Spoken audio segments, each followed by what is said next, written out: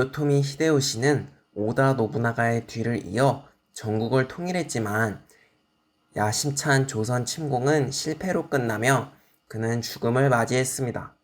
그런데 이렇게 오다 노부나가와 도요토미 히데요시의 시대가 전개되는 동안 유력자로 부상한 인물이 있었으니 바로 도쿠가와 이에야스입니다. 그는 매우 신중하고 인내심 있는 인물이었습니다. 그는 오다 노부나가가 죽고 도요토미 히데요시가 권력을 가지자 히데요시에 의해 본거지를 에도로 옮기게 됩니다. 그런데 당시 에도는 현재의 도쿄와는 다르게 개발이 별로 되지 않은 곳이었습니다. 도쿠가와 이에야스는 에도에서 독자적인 터전을 일구었습니다. 그는 다양한 방법으로 에도 지역을 개발하고 자신을 따르는 사람들을 모으며 때를 기다렸습니다. 도쿠가와 이에야스는 임진왜란에 참여하지도 않았습니다. 그래서 도쿠가와 이에야스의 세력은 불필요한 손실을 겪지 않고 튼실히 힘을 비축할 수 있었습니다. 도요토미 히데요시가 죽고 나자 도쿠가와 이에야스는 서서히 일본의 정치를 주도했습니다. 그런데 이러한 도쿠가와 이에야스의 세력 확대에 반감을 가진 인물이 있었으니 바로 이시다 미스나리였습니다. 이시다 미스나리는 도요토미 히데요시가 권력을 잡았을 시기에 행정적인 일을 담당했던 무력보다는 학문과 실무를 특징으로 하는 인물이었습니다. 결국 도요토미 히데요시의 죽음 이후 일본의 정치 구도는 이시다 미스나리의 서군과 도쿠가와 이에야스의 동군으로 갈라졌습니다.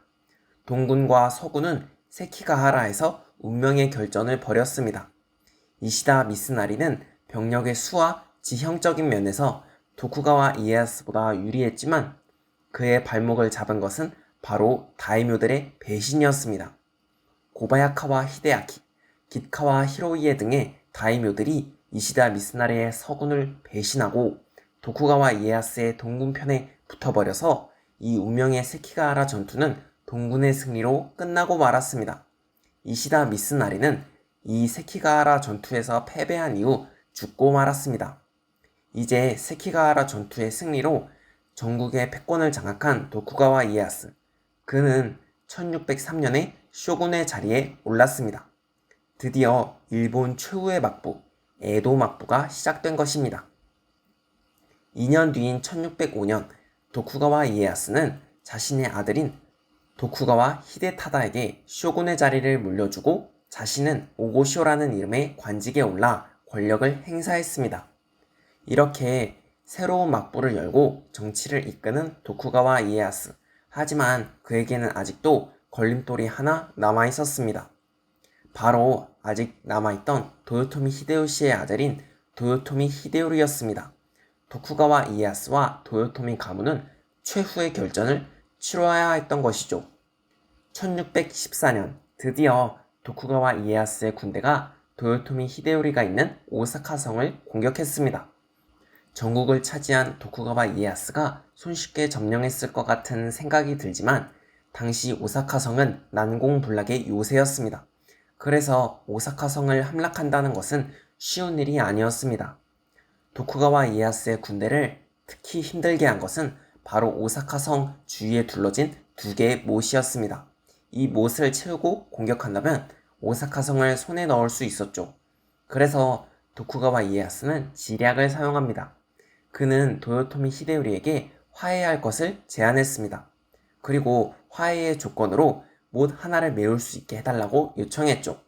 히데요리는 이 제안을 승낙했습니다. 그런데 도쿠가와 이에야스는 그 약속을 어기고 두 개의 못을 다 채워버렸습니다. 이제 오사카 성의 방어력은 크게 약해져 버렸습니다. 결국 1615년 5월에 오사카 성은 도쿠가와 이에야스의 손에 넘어가고 말았습니다.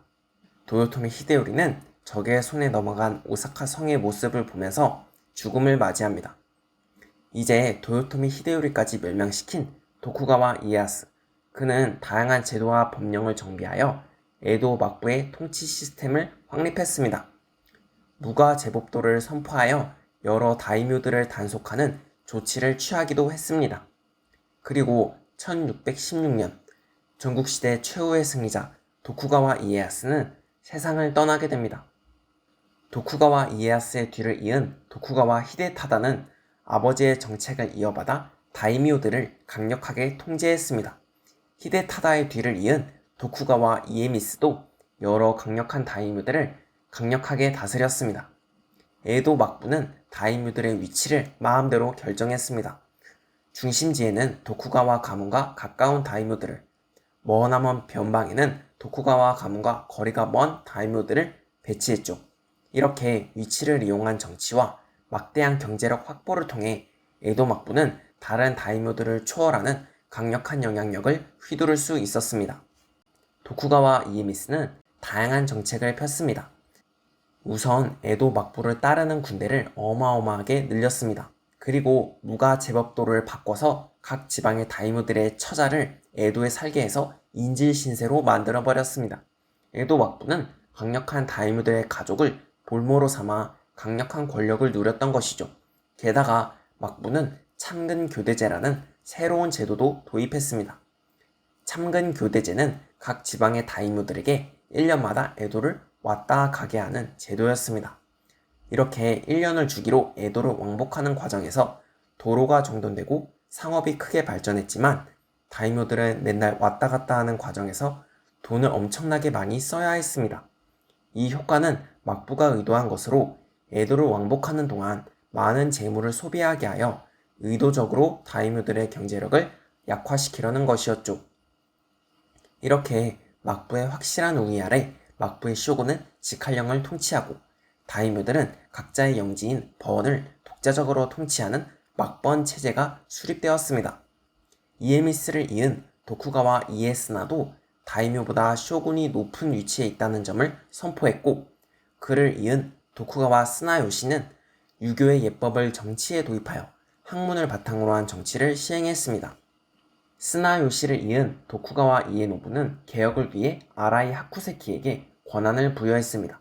아라이 하쿠세키는 화폐 제도를 바꾸어 상업의 발전을 추진했습니다. 이에스구가 4살이라는 매우 어린 나이에 쇼군이 되자 아라이 하쿠세키는 더욱 정치를 주도했습니다. 쇼군의 권위를 높이기 위해 예법을 정비했고 무역을 개선하기도 했습니다. 에도 막부는 1609년에 기후조약을 체결해서 조선과의 외교관계를 개선했습니다. 이후 조선은 에도 막부의 통신사를 파견하여 교류했습니다.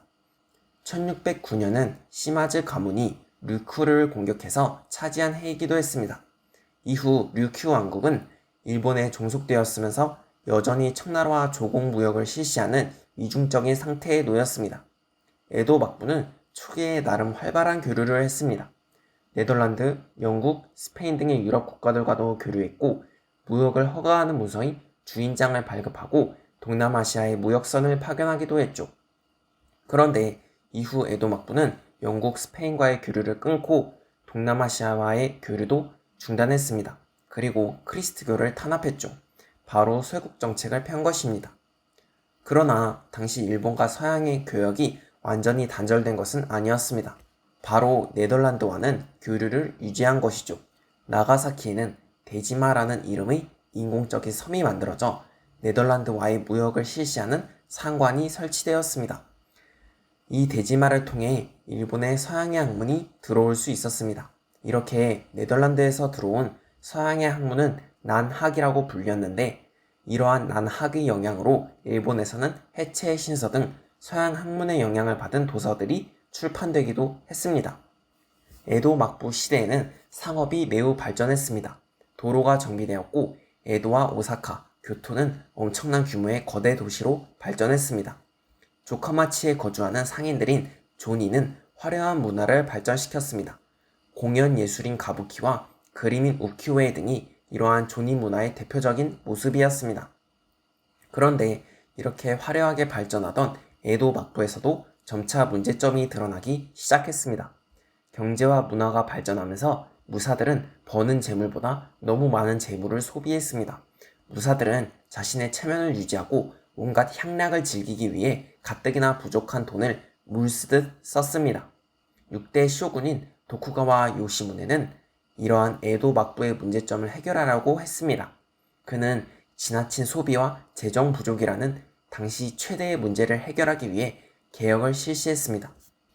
그는 쇼군의 권력을 굉장히 강화하고 정치 체제를 정비했습니다. 그리고 막부에게 부족한 돈을 늘리기 위해 다이뮤들에게 에도에서 머무는 기간을 1년에서 6개월로 줄여주는 대신 세금을 직접 거두었습니다. 이후 9대 쇼군인 이에시게와 10대 쇼군인 이에하루를 가까이 모시면서 힘을 키우던 다누마 오키스구도 개혁을 실시했습니다. 그런데 다누마 오키스구는 요시무네와는 다르게 상업을 중심으로 하는 개혁을 실시했습니다. 동업종합인 가부나 카마에게 영업의 독점권을 주는 대신 돈을 받았고 화폐를 늘리고 구리 생산을 늘리기도 했습니다. 그런데 이러한 개혁에도 불구하고 당시 일본에서는 화산 폭발과 덴메이의 대기근 등 여러 재해가 일어나 사람들이 큰 빈곤과 고통에 시달렸습니다. 그래서 다누마는 권력을 잃고 마스다이라 사다노부라는 새로운 인물이 등장하여 개혁을 실시했습니다. 바로 간세이 개혁입니다. 사다노부는 다누마의 정책을 철회하고 농민을 달래고 보살피는 정책을 실시했습니다. 각 지방의 번들도 부족한 경제력을 해결하기 위해 독자적인 개혁을 실시하고 나름의 성과를 거두었습니다. 그런데 에도 막부 밖의 세상이 유동치고 있었습니다. 러시아와 영국, 미국 등에서 온 배들이 일본 열도에 다가와서 나라의 문을 열 것, 즉 개항할 것을 요구했습니다. 이제 일본에도 서구 열강의 쓰나미가 다가오고 있었습니다.